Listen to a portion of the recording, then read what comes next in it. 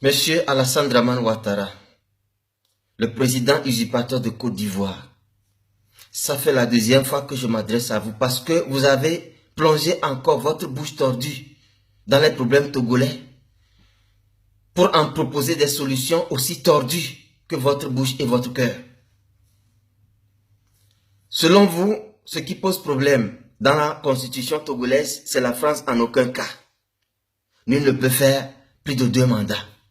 Où est le problème si nous les Togolais, à 97%, nous avons voté une constitution où nous avons mis la phrase « en aucun cas » parce qu'il n'y a qu'une dynastie qui veut régner éternellement sur le Togo et nous voulons mettre fin à ça. Au Bénin, ils ont mis un mandat présidentiel dure 5 ans renouvelable une seule fois. Mais quelle différence y a-t-il entre 5 ans renouvelable une seule fois et en aucun cas nul ne peut faire plus de 2 mandats? Ce n'est qu'une question de formule. On sait la façon dont M. Ouattara vous êtes arrivé au pouvoir. Dans un bain de sang sans précédent.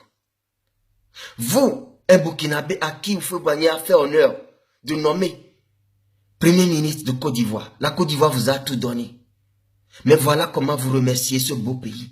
Voilà comment vous avez mis ce pays en déliquescence. Voilà comment vous avez détruit ce pays à telle enseigne que les Ivoiriens sont étrangers chez eux-mêmes.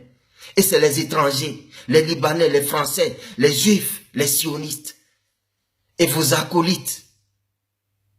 Blaise Compaoré et Burkinabé qui viennent s'asseoir là-bas et prétendent être Ivoiriens. Voilà comment les étrangers règnent sur la Côte d'Ivoire.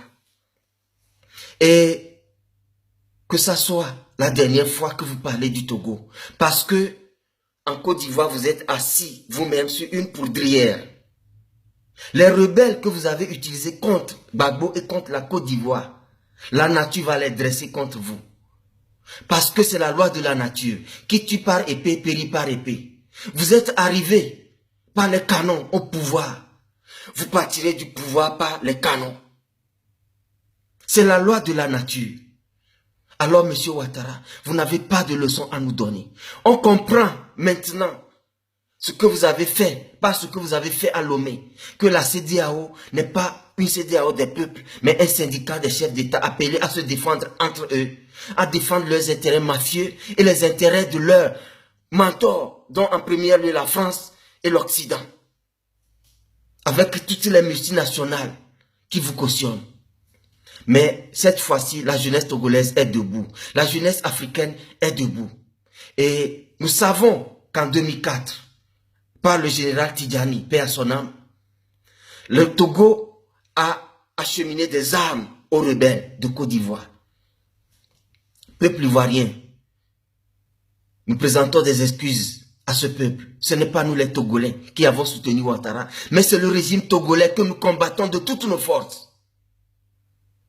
au risque de notre vie, qui a soutenu les rebelles ivoiriens, qui ont causé tout ce drame en Côte d'Ivoire.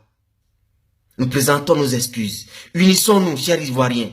Unissons-nous, peuple togolais. Unissons-nous, Africains, pour combattre ces syndicats de chefs d'État ennemis de l'Afrique, qui ont mis l'Afrique dans cet état, sous l'instigation de la France, de l'Occident et des multinationales qui profitent du chaos africain. Alors, monsieur Ouattara, c'est la dernière fois que vous vous mêlez du problème togolais. Ramassez votre gros cul pointu de grands criminels et partez chez vous régler tous ces problèmes interminables que vous avez créés en Côte d'Ivoire.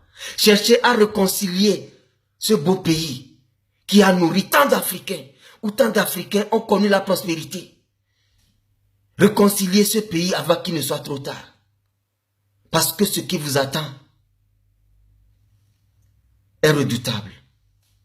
Vous avez semé, vous allez récolter. Peuple ivoirien, peuple d'Afrique, unissons-nous.